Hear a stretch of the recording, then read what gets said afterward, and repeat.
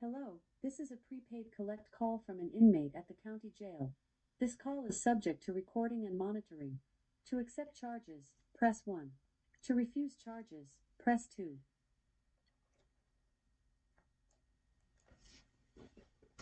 Well, hello there, Miss Lisa. How are you?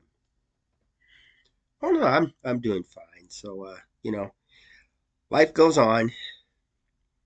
Oh, yeah, I've heard so much about all the drama that goes on in there.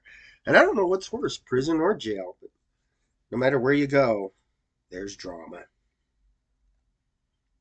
Ah, yes, the good old love trap.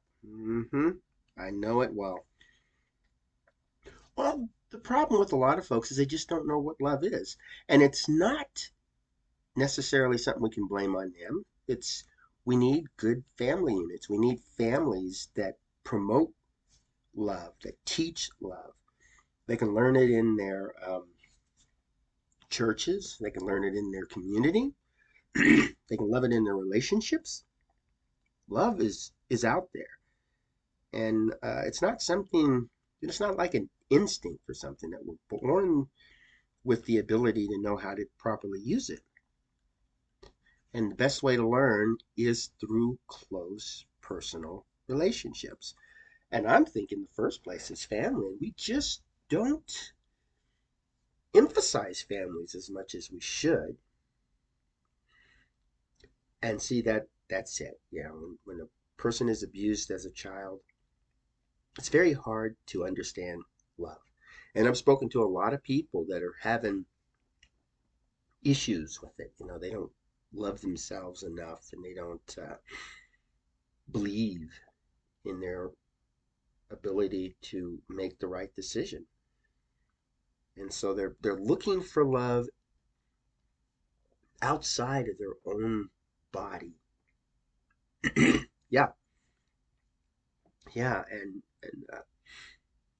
it is something that you just can't give away. You can't give somebody your love, and you certainly can't receive it from somebody else. When you love somebody, you're tapping into your own love. You're sparking that love that you have, and that's what I tell folks. They're it's tough for anybody to love them when they don't love themselves. And so if people want to feel loved, they want to feel a part of a relationship, a strong relationship, they're going to have to love themselves. And they have to know that that love is their own personal love. And that's it. Yeah. It- they're reaching out to try to find something that's not there. It's like stabbing in the dark. It's just it's not going to work. Well, I hope you can talk to her. She sounds like she's a poor lost soul, and you have that knowledge. You know what love is. I know you love yourself more than anybody else. And one thing about love is we can tell other folks about it. We can't give them love. We can't direct their love or command it, but we can explain our situation, how we got through love, and what love means to us, and how love gets us through. Such a strong, powerful force. Well, yeah, I was talking to two people, and as the You have conversation 60 seconds as remaining. the conversations go on, I know they're in love with each other. I can sense that, and now I'm hoping both of them. I know one of them is doing okay because she told me, but the other one, I'm not so sure because she really doesn't want to talk to him anymore. And so, if she doesn't want to talk to him, then there's no reason for the middleman. Well, yeah, I'll do the best I can to You have 30 seconds remaining. help them out. But my philosophy on life is if people need my help, they'll come to me. Once my help is no longer needed, they'll go off, and I move on to the next person, or I go back and concentrate on myself. That's right. There is nothing, absolutely nothing wrong with loving yourself, putting yourself first. That's what we need to teach kids, and we're just not doing it. Loving others and caring for others and helping others doesn't mean you don't see yourself as the number one Thank person. you for using inmate call. Goodbye. Hello, and welcome to AQS Inmate Call. And I am your host, Joel Wilborn. And in that phone conversation, I was discussing relationships people have while they're in prison and emphasizing how it's based on love. Now, in this episode, I want to talk about two people that I've been working with in the real world, and I don't want to use any names or identify them in any way other than a pseudonym. And so, since we're all familiar with the Romeo and Juliet story, this one is similar to that. And I really admire Romeo and Juliet, and I think Shakespeare was really on to something when he wrote that. And it tells the tale of a lot of different uh, subjects, and a lot of people can relate to it. Now, in this particular case, it shows how love grows and the true meaning of it. Now, before I get into the Romeo and Juliet situation, I just want to give some background on my perception of love.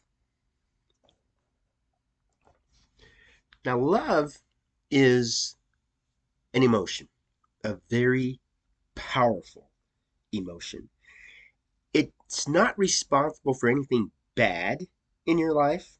You know, when you hear those songs about love hurting or how a person's love caused them to feel bad or destroy somebody else's life or something.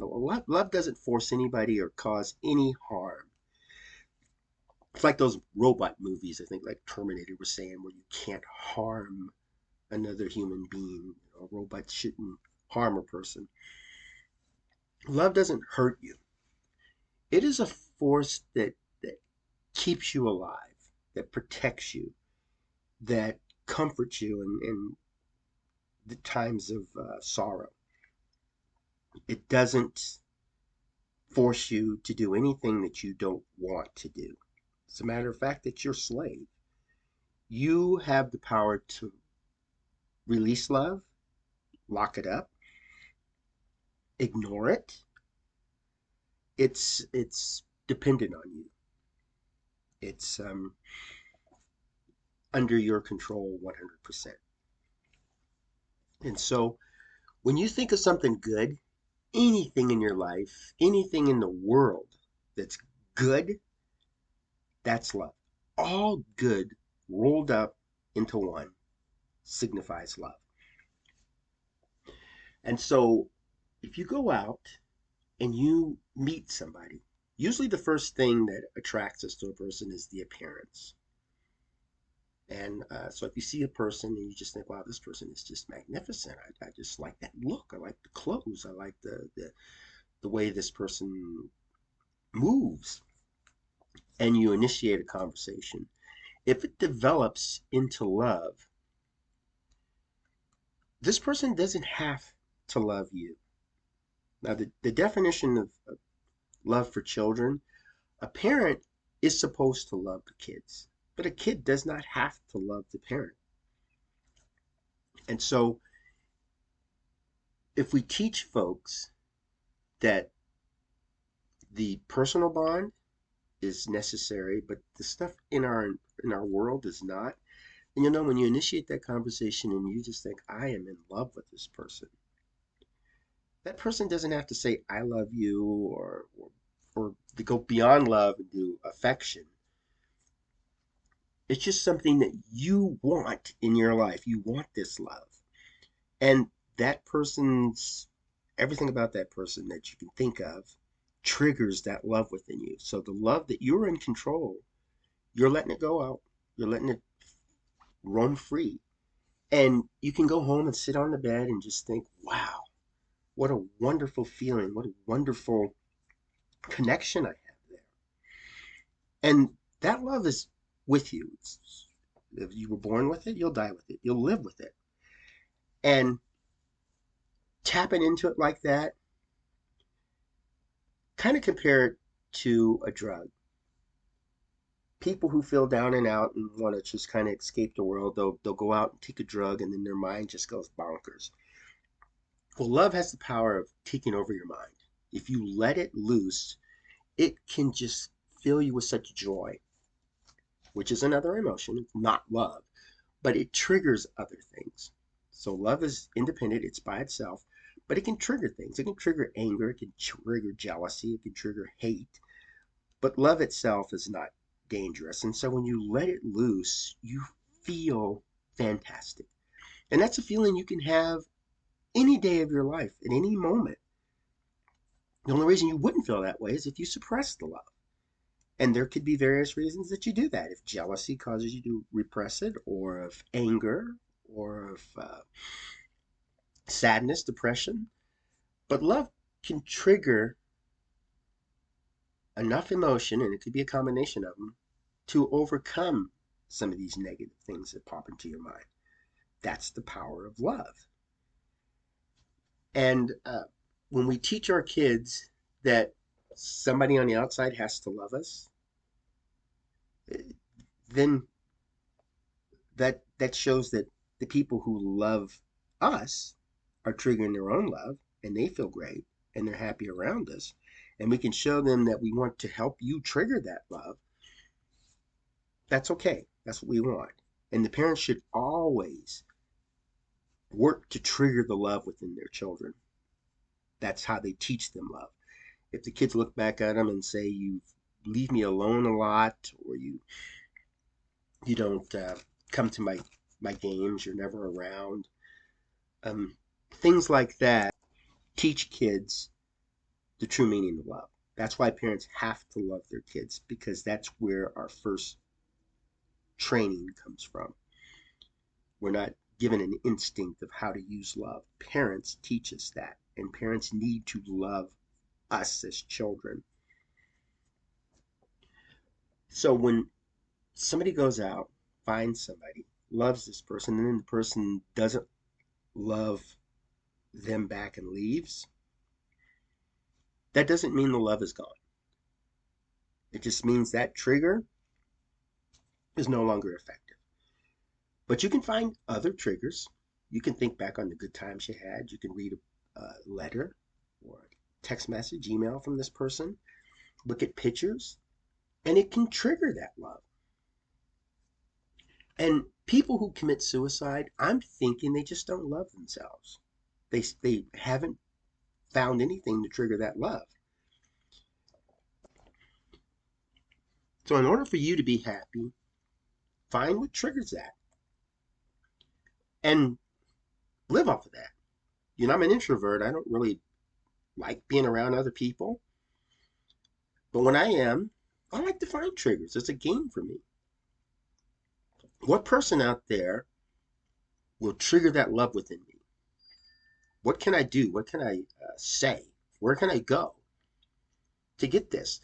But I don't limit it to one thing. I'm not going to find one person. And if that person doesn't love me back, at least I got the trigger.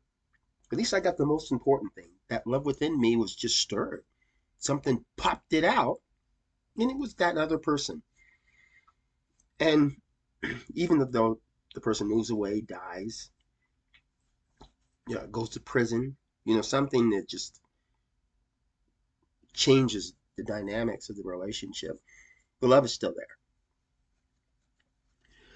So learn to bring out that love. Learn to use it to help you get through bad situations, and just uh, learn yourself. Take yourself out on a date. Take yourself out on a vacation. Sit down with yourself and watch a movie or listen to some music. Spend time with yourself. Get to know yourself. It makes it so much easier to get through life when you have that control over that love which is yours, which is personal, which cannot be given away, and which can never be taken from you. It's there, and you might as well use it, and use it wisely. Don't blame it for things that go wrong in your life, because love is incapable of causing you any pain. If love triggers hate, that hate may lead you to do pain. Your own intelligence may lead you to pain or causing pain.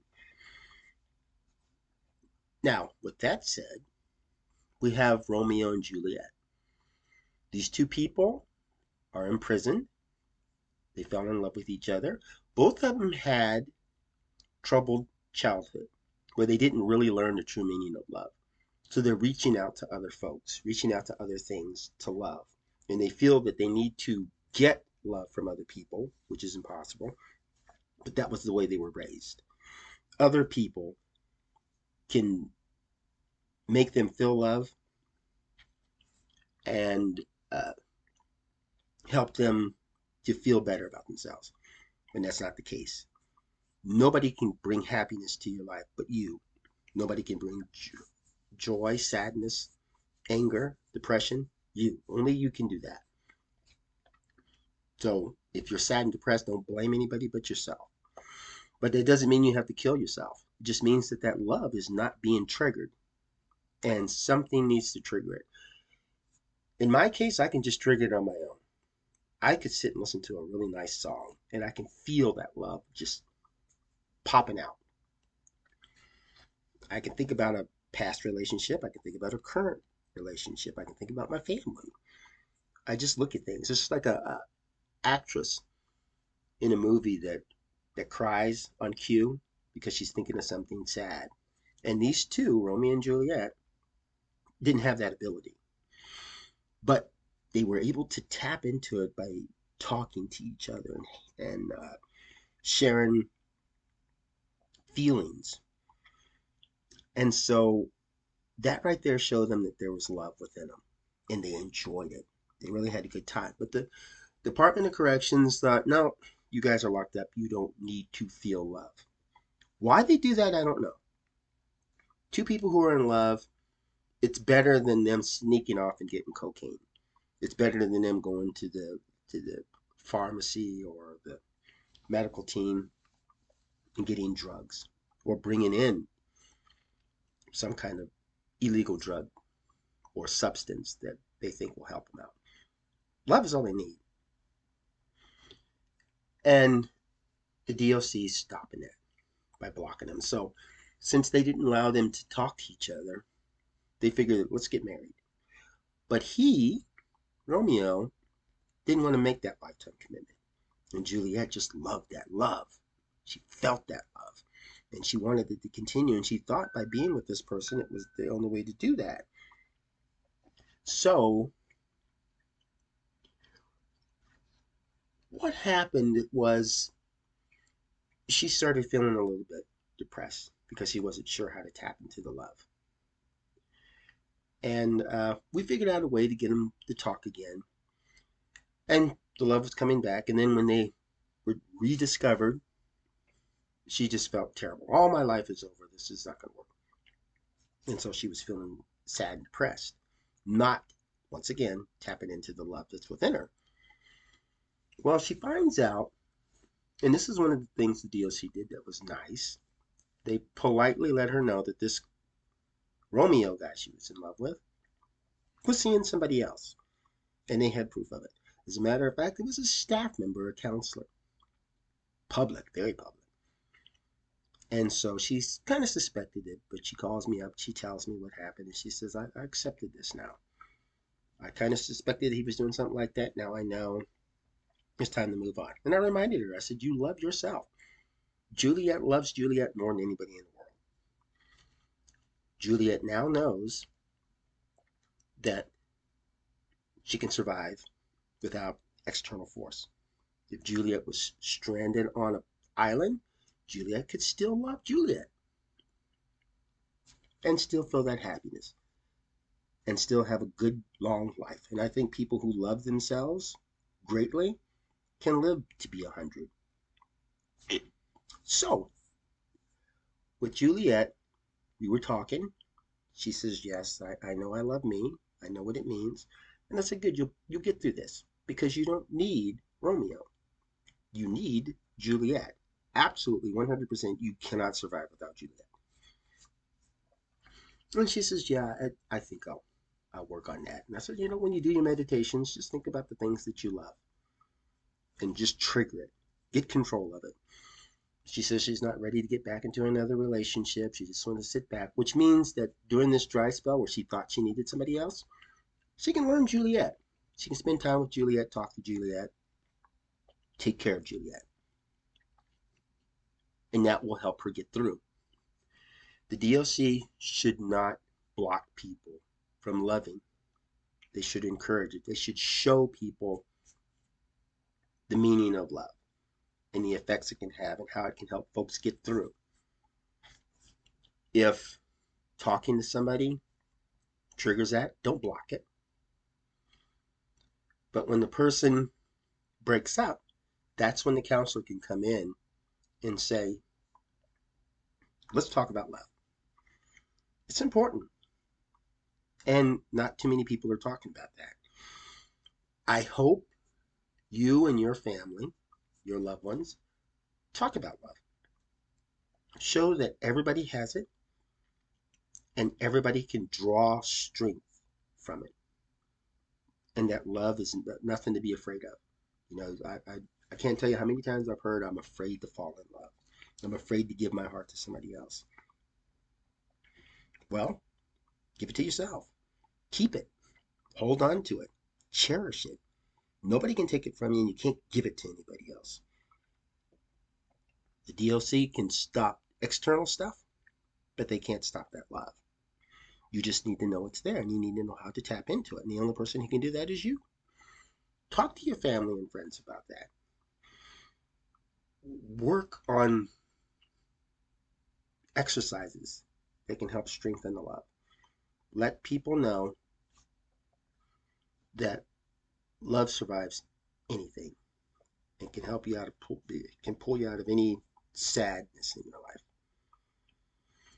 And Romeo and Juliet, they're both going to have to accept the fact that they're not together, but they need to most importantly learn that they don't need each other to love. They just need themselves. Juliet needs Juliet, Romeo needs Romeo. And you need you. Love yourself. There is no shame, nothing to be embarrassed about.